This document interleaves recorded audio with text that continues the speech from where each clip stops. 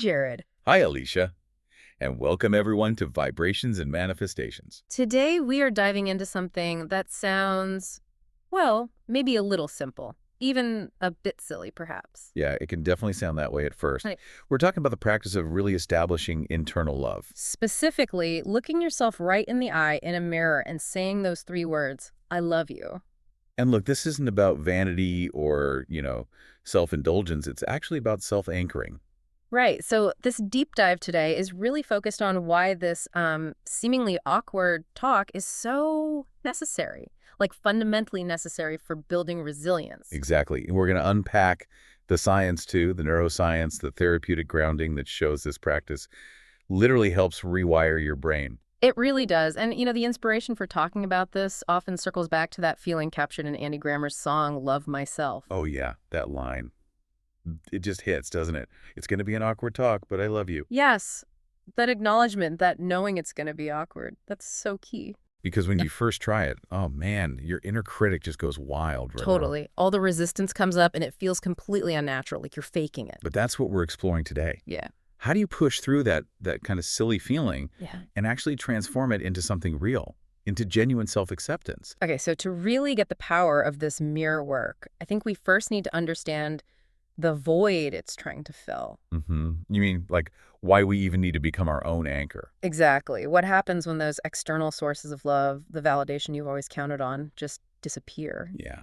That's often where this practice becomes less of a nice idea and more of a lifeline. For me, I really came to this through grief, pure loss, and it was devastating. You lost someone close. Yeah, my father. And suddenly that constant everyday echo of I love you just vanished, gone. Oh, wow. That's huge. And when you lose someone like that, someone fundamental, the silence left by those simple words, it can be unbearable. It really was. We often don't realize how much we lean on those little affirmations until they just stop. Completely. They're like background noise you don't notice till it's gone. Exactly. My dad, he said it all the time, hanging up the phone, walking out the door, just these casual, constant reminders. And looking back, especially in that deep grief, I realized those three words, they'd become my proof that I mattered, that I was just inherently lovable, no matter what I did or didn't do. So when he was gone, it wasn't just missing him, the person. It was also like losing that external mirror reflecting your own worth back at you. Oh. Because it was so tied to his voice. That's precisely it. The silence wasn't just quiet, it felt empty, deafening, like the proof of my lovability had just been canceled. Wow. And right around then, in that season of grief, I heard the Andy Grammer song, and it just clicked. That awkward talk you mentioned. It wasn't about prepping to talk to someone else. It was the talk you needed to have. With myself, Yeah. with my own reflection. So what was that like? Trying it for the first time in that vulnerable state. Honestly. Bizarre. Totally bizarre. I remember standing there, probably still teary, and just whispering it, I love you, to my reflection. And how did it feel? Hollow. At first, completely hollow. Almost ridiculous. I think I actually laughed at myself because it felt so fake, so performative. Yeah, that sounds about right for the first time. But something shifted with the repetition. Just by insisting on saying it, hearing it in my own voice, looking at my own face, I started to realize I could fill that silence from the inside. Okay. So it wasn't about replacing his love, but activating your own. Exactly. It was this profound internal shift. The love hadn't vanished from the universe. It was still here. It was accessible. And the anchor point was actually inside me. That's such a powerful way to think about it. Because then the self-love doesn't diminish the love you lost. It actually kind of carries it forward, right? Yeah. It honors the love they gave you by showing it built something lasting inside you. Yeah. An internal light that doesn't go out. Yes, exactly. It honors the past love by making it a present action, which is huge. And, that need for self-anchoring, it popped up again for me later, but differently. Not through death, but a really painful breakup. Okay. Another kind of loss that can shake your foundations. Oh, completely. This was the kind where my entire sense of self-worth just felt instantly up for debate because his love was gone. Yeah, breakups can trigger a massive identity crisis, Yeah. especially if your sense of self got kind of tangled up with a relationship, which happens a lot. Totally tangled. Destabilize is the perfect word. I was just stuck in this loop, rehearsing arguments in my head, seeking approval after the fact, wondering what I should have done differently. Constantly looking backward, trying to fix it in your mind. Yes. My identity felt completely hijacked by his absence. My value felt totally dependent on his opinion, on whether he said, I love you. And when he took that away, poof, I felt like I just evaporated. That's the real danger of relying solely on external validation, isn't it? Yeah. You're basically living at the mercy of someone else's feelings, their presence or absence. You really are. Your power, your sense of self, it's all outsourced. And that's when another line from that same song became like a lifeline for me. I want to be someone who's not swayed by opinions. Be me authentically without the apologies. Ooh, that's a powerful intention. Yeah. To reclaim that authentic self. It really was. It became my mantra. So how did the mirror work fit in this time? How did it help you get back to that authenticity? It made me face the person who was desperately seeking that external approval. It forced me to look her in the eye and say, hey, I see you, and you are worthy. Whether he stays or goes doesn't change that. Ah, so separating your intrinsic worth from the relationship status. Exactly. I realized that real self-love means you don't disappear when someone else leaves. You're still whole, still present. That's the anchor. That's the anchor. Look, the breakup hurt like hell, but it taught me that if I don't anchor my own love, I'll just keep being tossed around by other people's choices, forever performing for their approval. Wow. Okay, so those stories really set the stage. They show the deep emotional need for this. Right. But now let's get into the how, the nuts and bolts. Why is the mirror such a potent tool for this? Because it's not just, a nice little ritual. There's actually some serious science behind why this works. Absolutely. Let's unpack that, because understanding the mechanics makes the practice feel less, less woo-woo and more like targeted brain training. Okay, where do we start? Let's start with the brain itself. Pillar number 1, neuroplasticity and self-affirmation theory. This goes back to work by Claude Steele in the late 80s. Self-affirmation theory. Okay, I know that's about affirming core values to protect your sense of self, your integrity, but how is saying I love you in the mirror different from just like generic positive thinking? I'm great or whatever. That's a really important distinction. It's not about wishful thinking or empty platitudes. Self-affirmation theory is about connecting with your core values, your sense of moral and adaptive adequacy, especially when you feel threatened or challenged. Okay. So when you say something like, I love who I am or I love who I am becoming, you're affirming your fundamental self-worth, not just a fleeting state. And this acts as a buffer. A buffer against What is that? Against threats like criticism, failure, the stress of loss, the kind of stuff we were just talking about. There's research like by Creswell and colleagues back in 2005 that showed this physiologically. Oh, really? They had participants affirm their core values before doing a stressful task. And those people literally showed lower levels of cortisol, the main stress hormone, compared to people who didn't do the affirmation.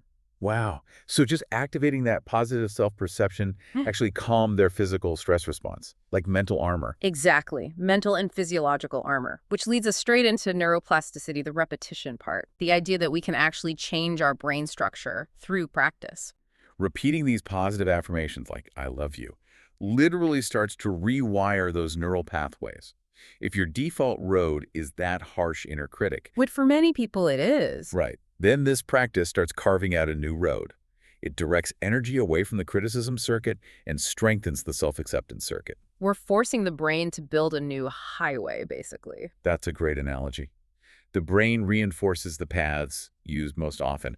And there's brain imaging research to back this up, too. Cascio and his team found in 2016. What did they find? That self-affirmation specifically lights up brain areas linked to self-related processing, like the medial prefrontal cortex and the reward systems, like the ventral striatum. So affirming yourself actually feels rewarding to your brain. Yes, your brain registers it as a positive hit.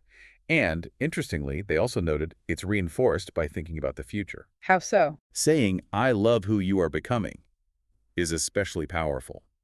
The brain kind of sees that positive future self, rewards the present act of affirming it, and that encourages you to keep doing it. It makes the new pathway stickier, Okay, that makes sense. It links the present action to a future reward.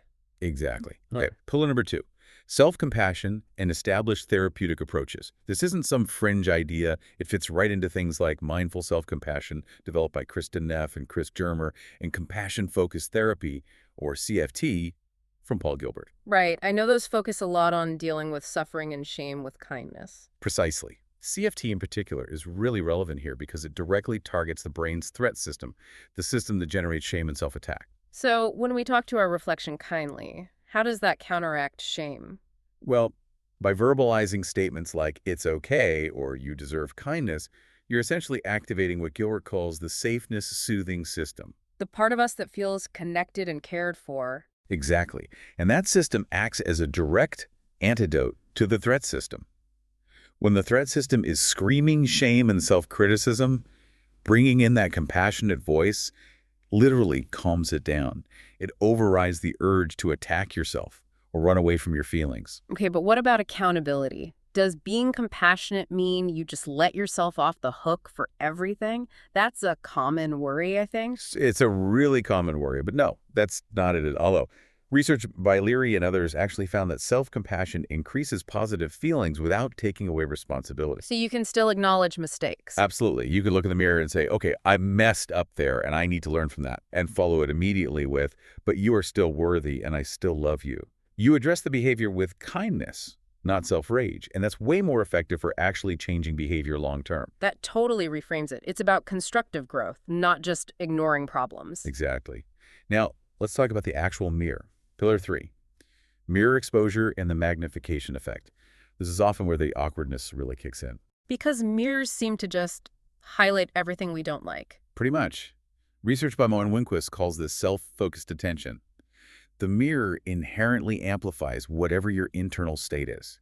If your default is self-criticism, The mirror just makes that voice louder. bingo, it intensifies it. So without intention, just glancing in the mirror can actually be a negative trigger for a lot of people. Which means the intention you bring to the mirror is everything. It's the absolute key. Without that deliberate, compassionate intention, without a specific script like, I love you, the mirror can feel like a tormentor.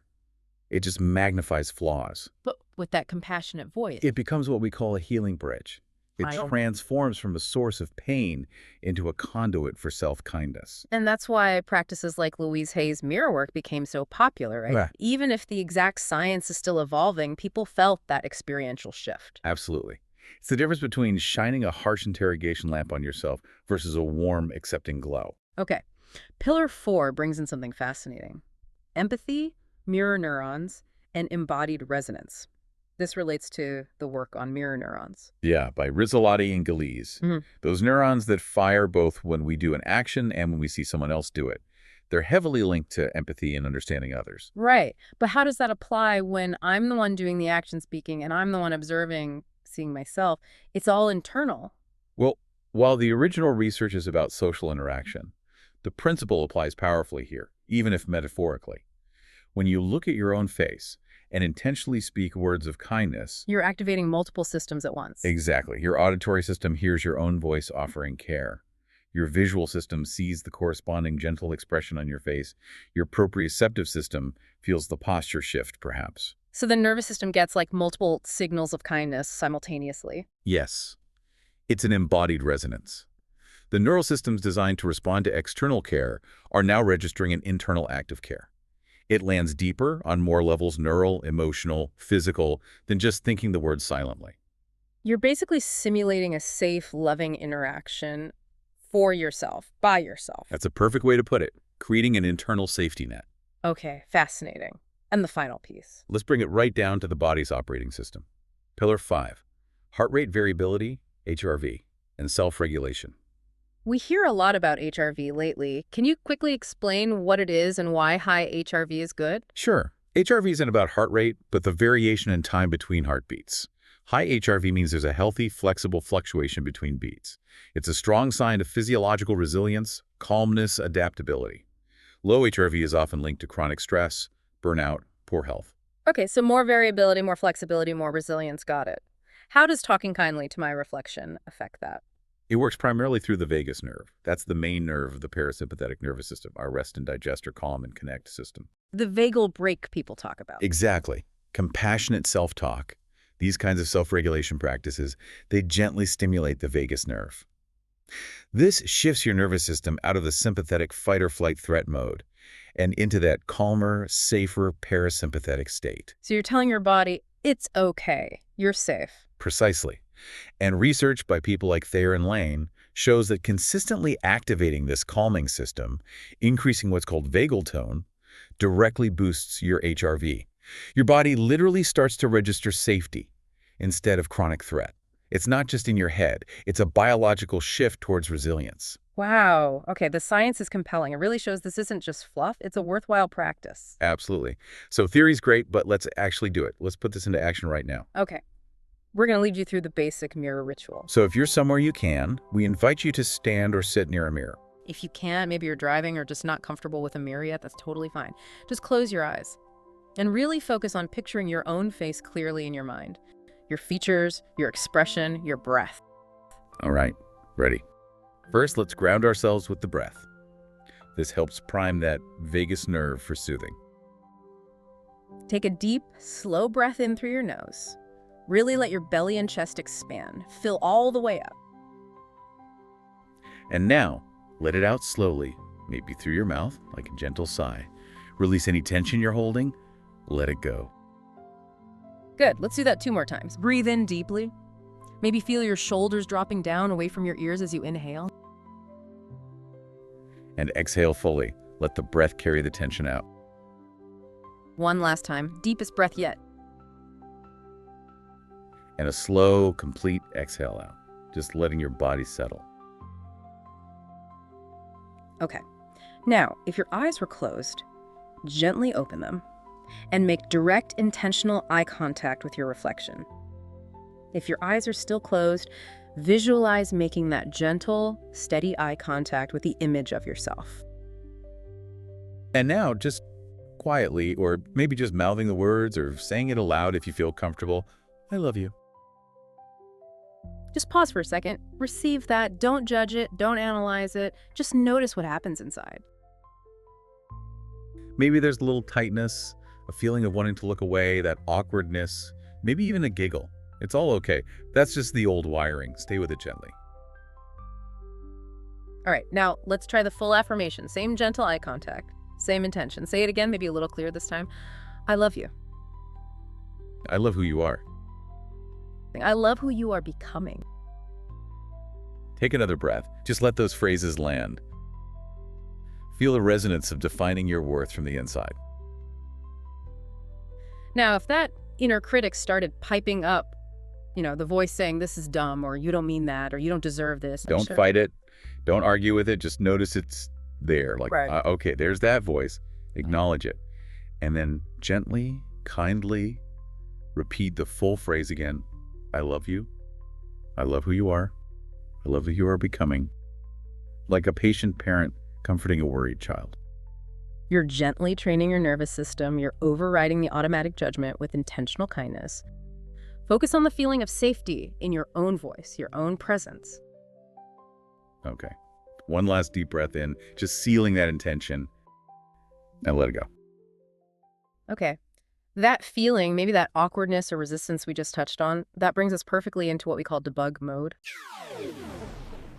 Yeah, because there's often this really powerful, deep-seated belief that acts like static. It kind of prevents that loving message from truly landing. And what's the static usually? It's that ingrained thought. It only counts if someone else says it. Ugh, yes, that one. It's so common, often programmed really early on, maybe from childhood, where we learned that getting love or approval from caregivers was literally about survival. Right. So that belief gets wired in. External validation equals safety. But the problem is, it ties your entire sense of worth to something inherently unstable: other people's opinions, their presence, their moods. Which keeps you in a state of chronic anxiety, always looking outside yourself. No. So let's try and debug this right now. Okay. Take a moment, breathe again, and just bring to mind gently a time when you felt that anxiety, when you're really waiting, maybe desperately, for approval, for validation, for love from someone else. Feel into that memory for a second, and notice the physical sensations that come with it. Yeah, where did you feel that dependency in your body? Was it like a tightness in your chest, a knot in your stomach? Maybe your shoulders were hunched up, bracing? Just notice that physical feeling, the exhaustion of needing someone else to tell you you're okay, that you exist, that you matter. We have to ask that fundamental question here. If the only way you believe you can truly receive love is from outside, what happens to your own power, your own freedom? Yeah. They're basically held hostage, aren't they? Completely. Okay. That feeling, that tension, that anxiety, that sense of being held hostage by external opinion, that is the static. That's the faulty code we want to debug. So now let's actively tune into the internal channel. Let's initiate the system reboot. Go ahead and place a hand gently over your heart. Feel your own warmth, your own breath moving beneath your palm. This is about reclaiming ownership, declaring internal authority. And let's repeat the affirmation again, feeling the vibration in your chest if you can. Say it with us. I love you. I love who you are. I love who you are becoming. Now pause, breathe, and notice the response in your body this time. Anything different? Maybe a little flicker of warmth under your hand. Did your shoulders soften even a tiny bit? Any sense of release or relief, however small. That subtle shift, that's the proof. That's your biological system starting to reboot. That's the message beginning to land internally, overriding the static. And here's the really key thing to remember about this whole process, this self-love practice. It's not about instant enlightenment, it's practice, like learning an instrument. Exactly. You don't pick up a violin on day one and expect to play a perfect concerto, right? It's going to sound squeaky, it's going to feel awkward, maybe even fake at first. And that's okay. Every single time you stand there and say, I love you, even when it feels clunky or you don't fully believe it yet, that's a rep. It's like doing a repetition in the gym, but for your self-worth muscle. Every rep lays down that new neural pathway we talked about. It strengthens the bridge away from self-criticism and towards genuine self-acceptance, little by little. So the next time that static, that doubt, that doesn't count unless they say it, thought shows up. You don't need to wrestle with it. Nope, just notice it. Oh, there's that old program running again. Maybe even give it a little internal nod, like, I see you trying to protect me. And then you deliberately speak louder with the self-love statement. Right. You consciously choose the new code. I love you. I love who you are. I love who you are becoming. That consistent, compassionate override. That is how you debug the code. You're writing a new program in your own native language of self-care.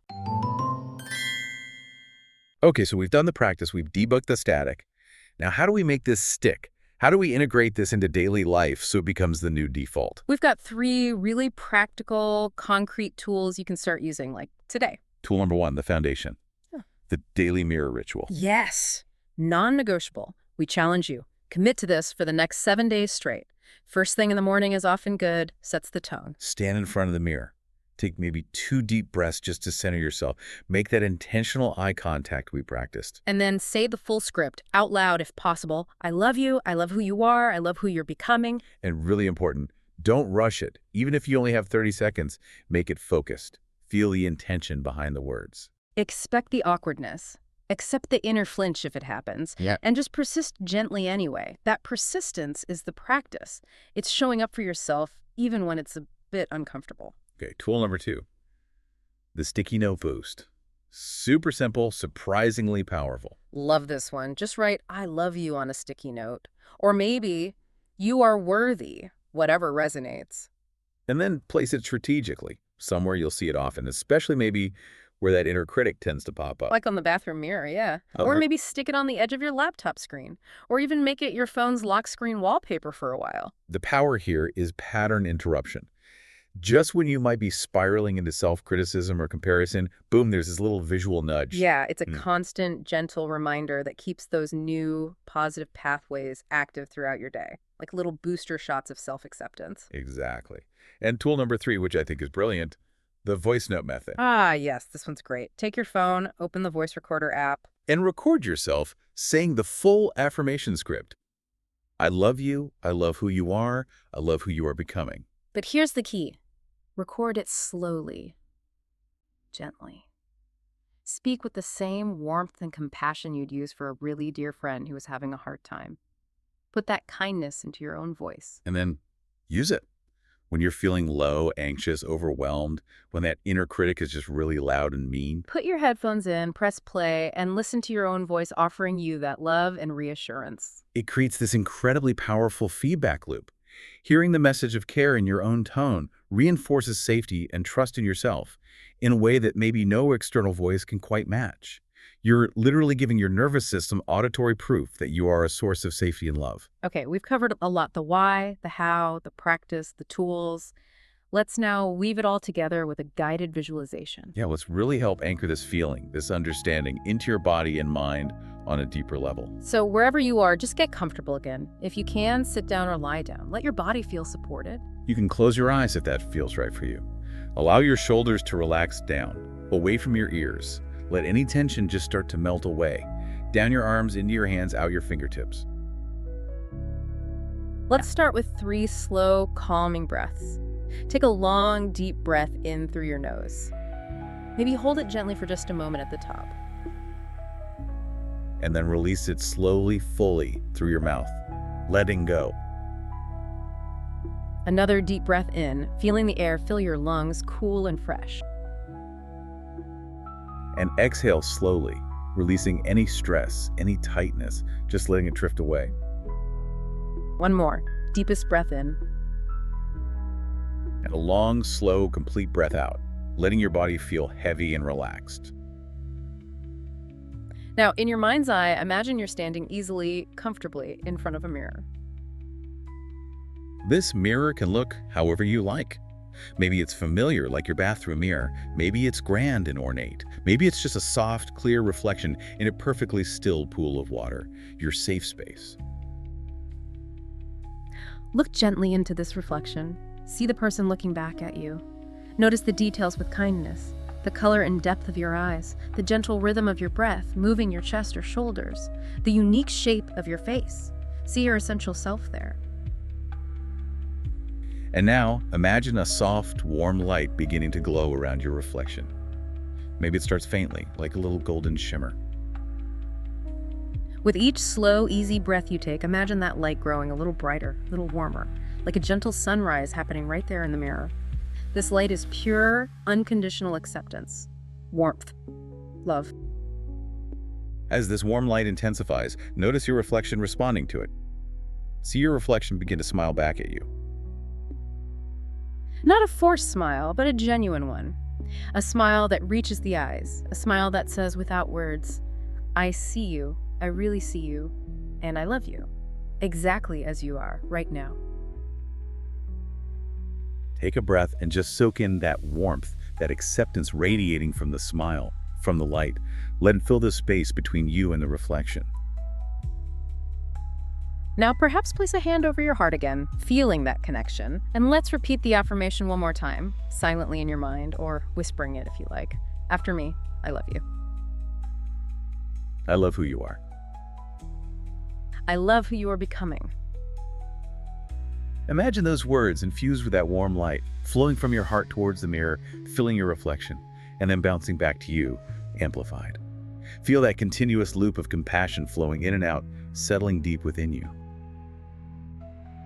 Just notice any shifts in your body now. Maybe your breathing is even slower, deeper, maybe there's a softening in your chest or your belly, a sense of quiet in your mind. This is your nervous system registering safety, registering love. And finally, imagine your glowing reflection gently stepping forward, moving closer and closer until that warm, loving light completely merges with your own body. Feel yourself in your reflection becoming one, whole, integrated, radiant, completely bathed in and filled with this unconditional self-love. Just rest in that feeling for a final deep breath in. And a long, slow breath out, fully integrated. Okay, when you feel ready, slowly begin to bring your awareness back to your physical body. Maybe wiggle your fingers and toes gently. Perhaps slowly stretch your neck or roll your shoulders. Take your time. And when you're ready, gently open your eyes, bringing that feeling of warmth, acceptance, and integrated love back with you into the room, into your day. Wow, that felt really grounding. Yeah, it's powerful to integrate it like that. Okay, so let's quickly recap the key takeaways from our deep dive today. We started by acknowledging that real emotional truth, that loss, whether it's death or a breakup, can leave this aching void. And that void can trick us into thinking our worth hinges entirely on hearing "I love you" from someone else. Right, which led us straight to the power of self-anchoring.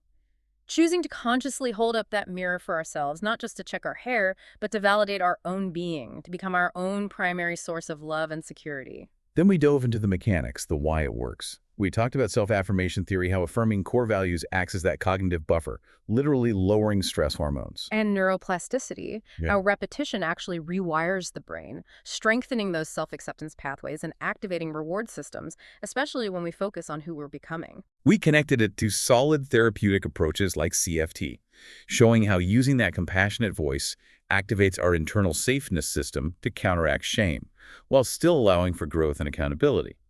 No free passes, just kinder accountability. And we highlighted the mirror itself, how it acts as an amplifier. Mm. Without intention, it magnifies flaws. With intention, it becomes that crucial healing bridge. Intention is everything. And remember that debug point. Yeah. This isn't about feeling instant, overwhelming love for yourself on day one. It's practice. It's discipline. Every awkward attempt is a vital rep in the gym of worthiness. Building that muscle, and the key phrase, the mantra for this practice, I love you, I love who you are, I love who you are becoming. But it's also really vital, I think, that we provide some context here. We need to talk about when self-love affirmations, even practiced diligently, might not be enough, especially if someone is dealing with really deep-seated issues, maybe trauma or clinical depression. Yes, that is such a necessary distinction to make. Affirmations are a powerful supportive tool. They can be a wonderful adjunct to other things, but they are absolutely not a substitute for professional clinical intervention when that's needed. If you're navigating chronic, debilitating self-criticism that might be linked to past trauma or complex underlying mental health conditions, the single most crucial coping strategy is to seek professional help. A qualified therapist, a counselor, a psychologist, they can help you navigate those deeper waters safely and effectively without judgment. Absolutely critical advice. And beyond that professional care, what else can help fortify this practice? What other external buffers can people put in place? Well, building a robust support network is huge. Actively cultivate relationships, friends, family, maybe specific support groups where there's a shared value of positivity, genuine encouragement, and non-judgmental listening. People who cheer each other on, basically. Your affirmation allies. Exactly, your affirmation allies. And finally, something that often gets overlooked. Be quite intentional, maybe even ruthless about your boundaries. Specifically, limit negative influences. Meaning, take an honest look at what you're consuming. Minimize your exposure to media, social media feeds, even specific environments, or, frankly, certain personal relationships that consistently trigger feelings of self-doubt, comparison, or inadequacy. Consciously surround yourself with voices both internal, through your affirmations, and external that reinforce your worth and acceptance. Okay, so here's your homework, your challenge. Make that daily mirror ritual non-negotiable this week. Just commit to it. Even if it's just for 30 seconds each morning, stand there. Breathe, make eye contact, and deliver those 3 lines with intention. Notice the resistance if it comes up, the awkwardness, the urge to laugh, maybe even unexpected tears. Just notice it and gently persist anyway. Remember what we said. Awkward is often the doorway to authentic. That discomfort means the old programming is getting challenged. That's good. And maybe find that Andy Grammer song, Love Myself. Put it on repeat this week. Let it be your soundtrack, like medicine you can sing along to, reinforcing this whole project of reclaiming your internal landscape. Also, think about maybe sharing this deep dive. If you know someone who seems like they're always waiting for that external permission slip to feel worthy, maybe this conversation could help plant a seed. Absolutely. And let's leave you with this final thought. Perhaps the most powerful act of manifestation isn't about pulling love towards you from the outside world. Maybe it's about becoming the unwavering, undeniable source of love for yourself. Every single time you look in that mirror and say, I love you, you are rewriting your story. You're debugging the old code. You're establishing a foundation of self-worth from the inside out. And that's a foundation that nothing and no one external can truly shake. You stop waiting for permission because you are the source. Thank you so much for diving deep with us today. We really look forward to connecting with you again soon.